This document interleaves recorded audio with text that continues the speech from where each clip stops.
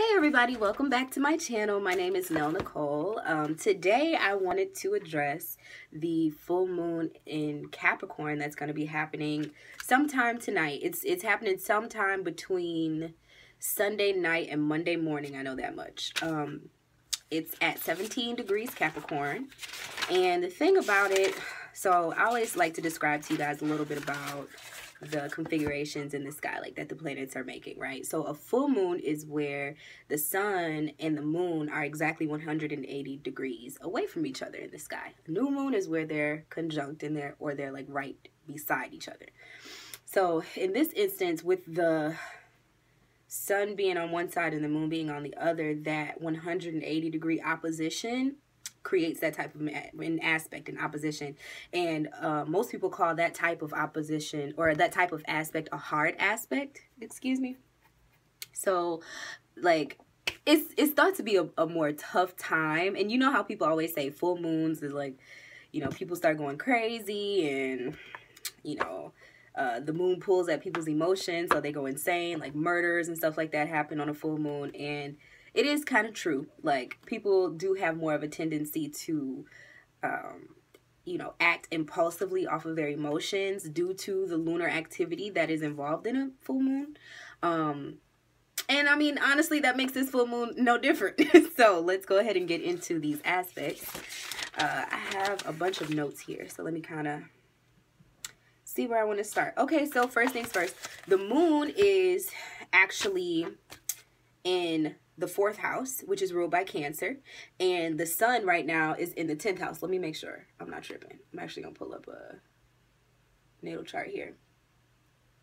Sun is in Cancer, moon is in Capricorn. I'm tripping, my bad. So Cancer rules the 4th house, Capricorn is ruled, you know, rules the 10th house. 4th house represents like home life, your inner security. Cancers are very, very preoccupied with keeping themselves, you know, like internalized. You know, you think about a crab, and most of its, you know, soft meat is kept inside of that hard shell for protection. And I think that that definitely speaks to the homey aspect of the 4th house in Cancer, and the mothering aspect of it. It's like a nurturing type of energy there. And then the 10th house, like I said, is represented by that's where the moon is, and is represented by Capricorn. Capricorn is actually ruled by Saturn.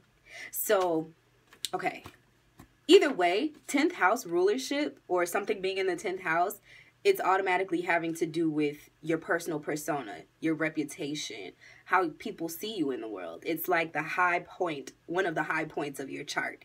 The fact that it's in Capricorn right now is like giving it that extra Saturn boost. And Saturn is like the father of the zodiac. It takes kind of precedence over, you know, boundaries, restrictions, lessons, like the glass ceiling, like Blue Ivy was talking about in that rap that just happened. But anyway, I'm giddy. But yeah, anyway, so like I was saying, 10th house has a lot to do with work.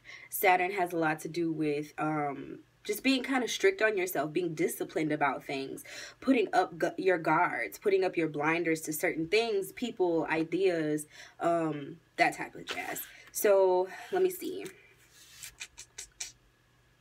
Now is a time where you do need to honor sort of your progress with things, as far as that 10th house moon does go, because that could lead to, you know, moon is all about feelings and emotions and how it is that where your sensitivities lie at that particular point. So being that it's in the place of the work life or reputation and how people see you, and the fact that it's also conjunct this Pluto that's happening right now is kind of giving this air of wanting to have control, like an emotional need to have control over your work life, or control over how people see you, or control over your reputation, who you fuck with, who you do business with, who you do work with, who you know what I'm saying, allow into that space. And the ideals that you allow into that space. So don't allow yourself to get bogged down, because you know, with the moon, there can tend to be a little bit of moodiness there, and you don't want that Pluto influence to kind of come in and tarnish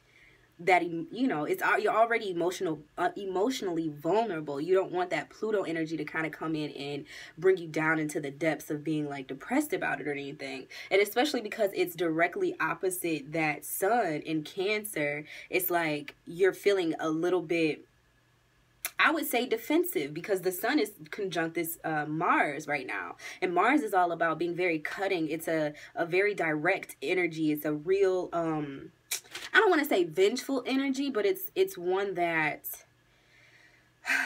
it definitely can cause some irritation. You know what I'm saying? Like, it's a very aggressive energy. And being that it's right next to your sun, the planet of action, the planet of how you see yourself in the world, how you want to put yourself out there, you can be privy to those impulses, if you know what I mean. So with those two entities being opposite each other, you got a lot of feelings and emotions. Because, I mean, even with that Cancer sun, the ruler of that Cancer sun is the moon, and the moon is directly opposite. So there is almost like a ricochet effect, like a boomerang, like it's just a projection. The 4th house is the projection of the 10th house, and it just bounces that reflection right back. So I could definitely see this as one of those full moons where you might be prone to, I don't know, some people might even be prone to like violence, because Mars is, like I said, very intense, and so is Pluto. And then you put the moon and the sun, that's just how you feeling and how you actually getting ready to react to something. Like, your actions and reactions are right up there with two of the more potent energies. So it could definitely be a doozy. Let me get back to my notes. Okay, so the one thing about oppositions, like I said, most astrologers would consider this to be a hard aspect, or that's kind of what they call it in the community. I like to look at oppositions or other hard aspects as more of like opportunities for advancement. It's an opportunity for growth. And especially with Pluto being involved here with the emotional ruler, the moon, it could be a time for deep emotional transformation if you let it be. Like, I was reading up kind of on these aspects a little bit up into the video, and one of the things that I saw that kind of stuck out to me was don't be resistant towards certain things, because that resistance can kind of add just the right amount of friction that you need to kind of pop shit off. You don't want to pop stuff off right now. Like, just chill. Let me see. Yeah, I've been seeing a lot of media about this being a very intense full moon, and it can be. However, you know what I'm saying, you put it out there to be. Honor your space, though, at this time. Like I said, that 4th house is highlighting home life. It's highlighting security. You know what I'm saying? And not just in a way of like, you know, oh, exactly what it is that's around you, but actually peace of mind and your inner security, your self-confidence, your self-assuredness within who it is that you are and what it is that you do and how it is that you provide for your family and the type of things that you know, the stuff that you actually do bring home. Like, don't distract yourself with work at this time. This would not be a good time to do that. Yeah, it's definitely not a good time to try to ignore home life things for the sake of going to work every day and kind of like checking out. You probably don't want to do that at a time like this. Try to surround yourself with as much love as possible, because it's highlighted with that Cancer, you know, the sun in the 4th house. Like, you definitely need to try to keep as much positive juju around you as possible, because whatever it is that you feed into is ultimately what's going to manifest. And this seems to be like a highly sensitive time, so you don't want to even put yourself out there to be around anything that could tip you in that wrong direction, if you know what I mean. Dreams could be very, very vivid around this time. Your subconscious awareness, because that Pluto is kind of like the subconscious planet along with Neptune, but Pluto is a little bit more deep. Neptune is more all-encompassing. Pluto is deep subconscious things that you might not even realize are going on within you. Childhood traumas, past life traumas, past life issues, paired up with the moon. And so it's given an outlet with that moon being there, kind of. But at the same time, as opposed to the sun, the moon is more internal. So it's not stuff that you will just rightfully kind of be trying to project, but it's a subconscious projection there. So pay close attention to your dreams. If you have a dream journal, you know, I know it's easy to fall off from that type of stuff. Maybe you know, the next 3 days, because you know the full moons last for 3 days, would be a good time for you to start journaling and seeing what it is that, you know, is going on when you're not so aware, and try to like piece together some of the pieces to your own puzzle that way. Let me see. And that subconscious awareness can allow for a chance for you to take a better, more balanced look at the relationships that you're holding and the boundaries that you're holding up right now. So that takes us back to that being in the 10th house climate. You know what I'm saying? That area of who it is that you're sharing with, and, you know, who it is that you kind of allow to see you, and what it is that you put out into the world, and who you are on that behalf. Don't become overwhelmed by these emotional energies. It would probably be a good time to channel them into some sort of constructive, you know, in some sort of constructive way. And in that way, work can be a good thing. But like I said, it's that opposition energy. So you don't want to teeter on one side of the scale more than the other. So you can focus equally on the work and kind of channeling that intense. And even the Mars energy is being projected up there, because Mars just wants to do things. So, you know, you might feel a deep passion to kind of get some stuff done at work, but at the same time, make sure that you're also cleaning house. Now would be a good time to like deep clean your crib and purge and get old stuff out of there. Like reminisce over like nostalgic things that maybe bring you joy or something like that. Go through your kids' scrapbooks with them or something like that. Just make that initiative something that's surrounded with home life and love, and that reminds you of like family and that mothering energy. I'm trying to tell you, that's how you take the best advantage of this particular full moon.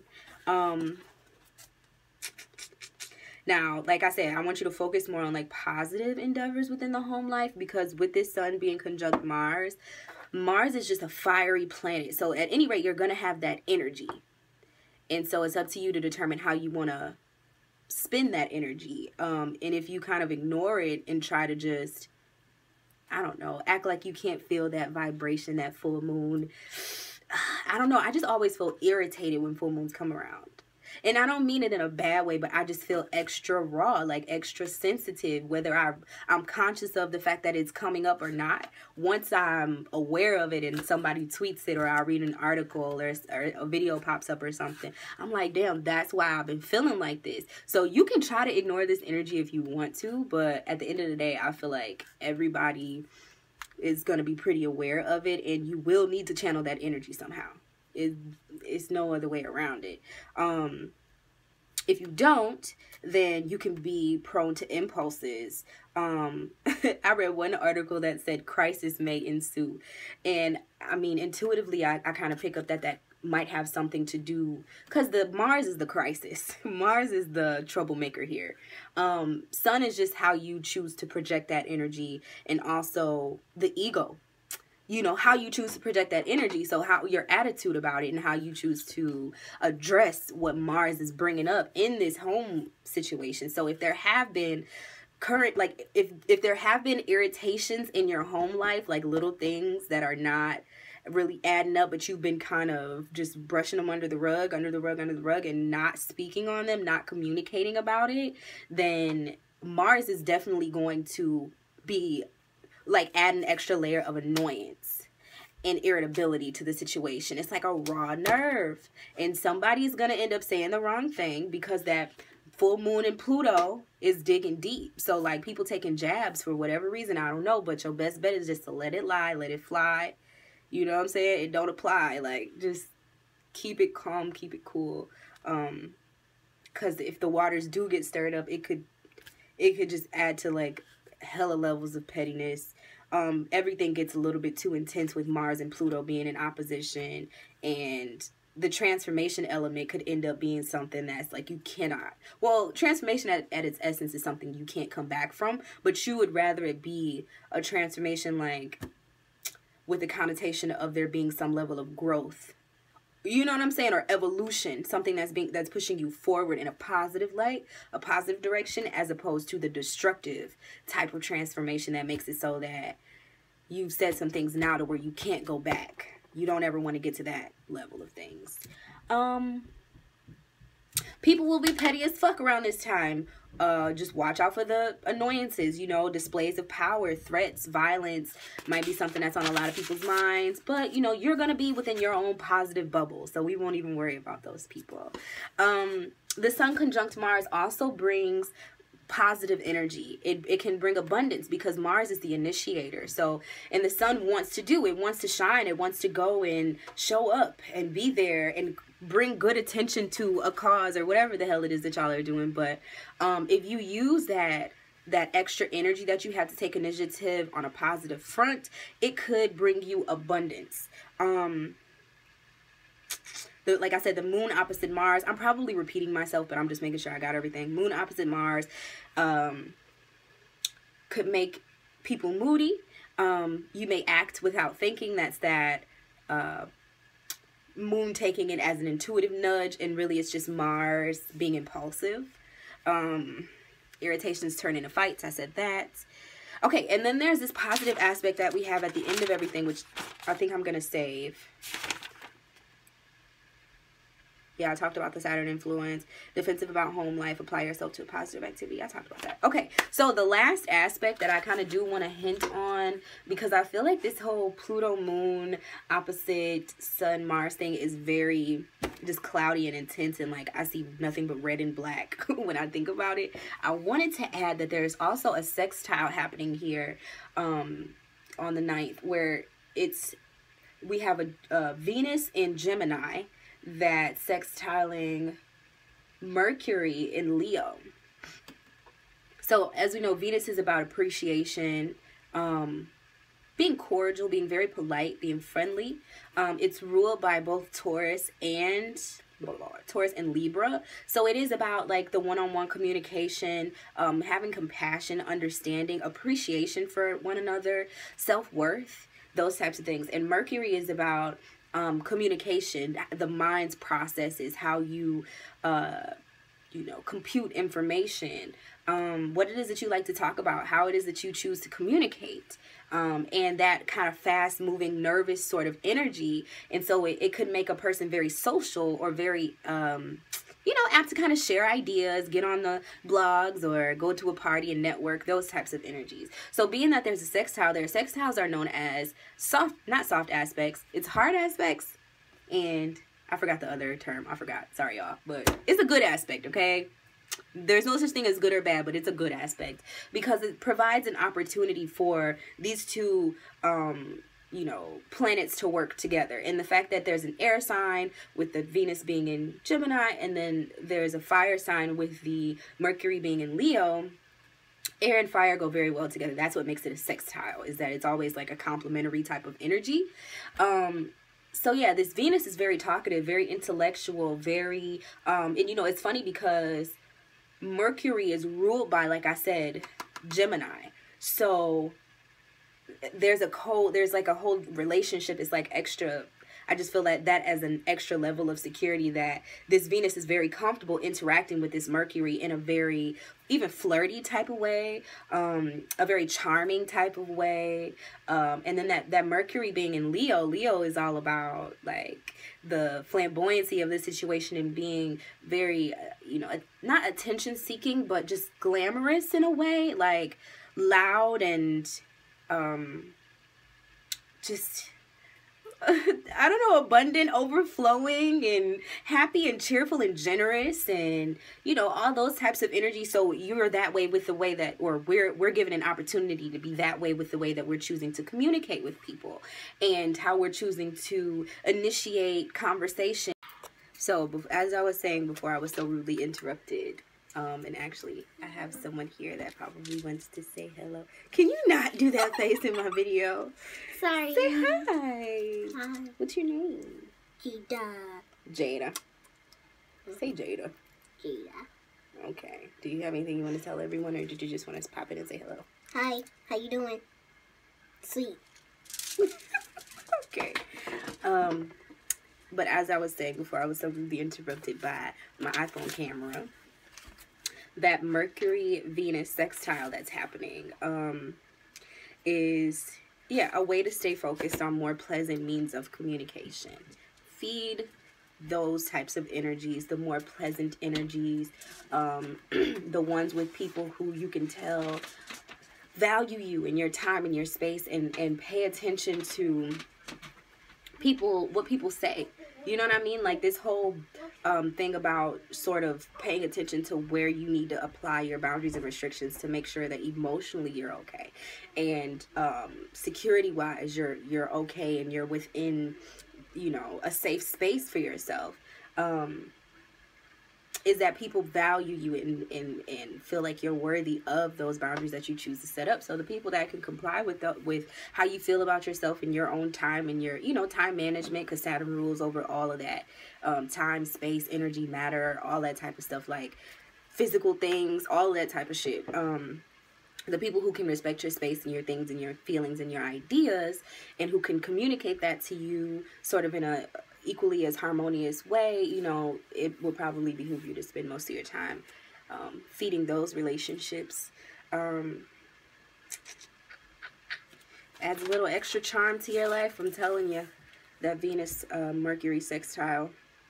And it also, okay, one other point about that whole aspect, it opens up the room for there to be more of a connection to be made via the exchange of feminine energy. So for men and women, spending time with women, and also because it's the Venus influence, that's that feminine sort of Venusian air of value and worth and creativity and producing things, right? If you can kind of feel where I'm coming from, that manifestor energy, but the birthing energy, that's the feminine side of that.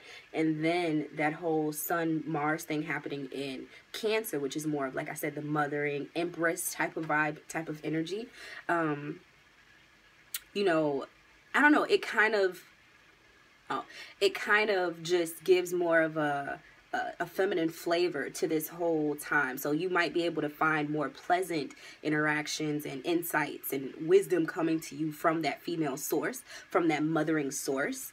And also, I just had to add one thing that kind of just popped out to me when I was looking at this natal chart for the transit, is that Venus is conjunct.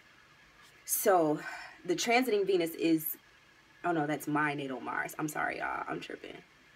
So that's for me personally. It's like at the exact degree of my natal Mars right now. So I don't know if that's like some increased stuff over in the area of like sexuality and stuff like that. But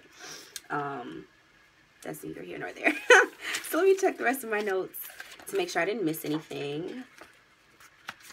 Yeah, I just want to kind of start doing these videos when I can catch certain moon phases, to kind of start tracking them and recording them for your guys' sake and mine, because YouTube is a really good way for me to just keep track of everything that's kind of going on with me and my own growth as an astrologer. So I just wanted to kind of take note of the energies around this time, and so, you know, later in the future I can come back and review what was going on. So I think that's pretty much it. So yeah, like I said, make sure to just stay as balanced as possible. Focus on the good things. Don't become overwhelmed by any, you know, intense feelings of wanting to take control over certain situations, or intense, powerful, all-consuming emotions. Just beware of those. Chill. Count to 10. Do whatever you need to do to take yourself from up here to down here, just to keep things kosher, at least until this all blows over, which will actually be in the next 2 weeks. But that full moon energy is the most potent over the next 3 days, so it'll be the 9th, the 10th, and the 11th. That if you wanted to do any sort of like I did a card pull while I was waiting to upload the video to my computer so that I could start recording again, and one of the things that it said was make note of it. And I'm pulling from my, let me see, Trust Your Vibes Oracle deck by Sonia Coquette. I think that's how you say her name. But yeah, I got make note of it and clear the path. So I'm really feeling like right now is a great time to start doing those releasing rituals and stuff that we know. You know, the full moon is a good time to start dabbling into that type of thing. You can research, you can literally, oh shoot, I'm sorry, y'all. My bad. You can literally Google it though, just like full moon rituals, and you'll see that they're centered around just themes of releasing certain things, cutting cords from things that are no longer serving you, things that do not work for you anymore. Now is a great time for those things that are not supposed to be in your space. They will definitely be coming up to the surface. Like I said before, with that, you know, full moon energy, there's always a tendency to be a little bit more vulnerable. So if things were shaky before, and if you were just like sort of skimming along off the skin of your teeth and just bearing and grinning it, or grinning and bearing whatever it is that you've been going through and sweeping things under the rug, they will come to the surface. Like, you better deal with your shit for real, because this Pluto energy is coming in and he's not playing with you. He's gonna get down to the nitty gritty. If there is anything to be dealt with, it will be brought up to the surface, is what I'm trying to tell you. So just, you know, anything that comes up, if you feel attacked by it, I always say, just know that that's your intuition letting you know that that's a trigger for you. So it's something you need to deal with. The best way to get over the fear, because people have been talking about this full moon like, oh my God, beware, beware. It's not about being fearful. It's about understanding that it is going to be an intense time, and you do have to deal with your shit. And these are the times where it's hard to hide from yourself. It's hard to hide from your shit. So like, the best way to get rid of it and to not have to deal with this cycle after cycle after cycle is just to go ahead and use this as an opportunity. That's what the opposition is all about. Use it as an opportunity to clear out the old, deal with your mess, so that you can like use this information to transform and evolve into a new phase, a new feeling, a new vibration, and you can honestly heal. Because that's another thing. With transformation does come destruction, but after destruction, after death, there's always a rebirth. So not to worry, not to worry. All right, I think I've made this video long enough. I just wanted to go a little bit more in depth with you guys about the full moon cycle, specifically the aspects that are being made to it. We will continue this conversation on, like I said. If you like an personal reading with me, you can absolutely get one of those. You just have to email me at nellforhighvibe@gmail.com. and I'll send you the prompts so that you know how to move forward with that. If you'd like to check out my music or anything, you can just check out my website, nellecole.com. That'll be listed down below, as well as my Snapchat, my Twitter, all that. I'll probably put in a clip of like my music video at the end of this video on the end card, so you can click that if you're interested. Let me see. Make sure to like this video. Please subscribe to my videos. I got a lot more coming for you guys this month. I've cleared out my schedule to make sure that I can get both the general and the love readings done this time, because I know last month I got so busy I couldn't get June love done. So I got y'all for July. Have a happy full moon. Come back and let me know how this whole full moon transit is going for you guys. If any of this that I'm talking about in the video has come to pass, and how you're dealing with it, like coping mechanisms. If you want to share some of your full moon rituals on here, that'd be dope too. I think that's everything. All right, you guys, I'll see you next time. Bye.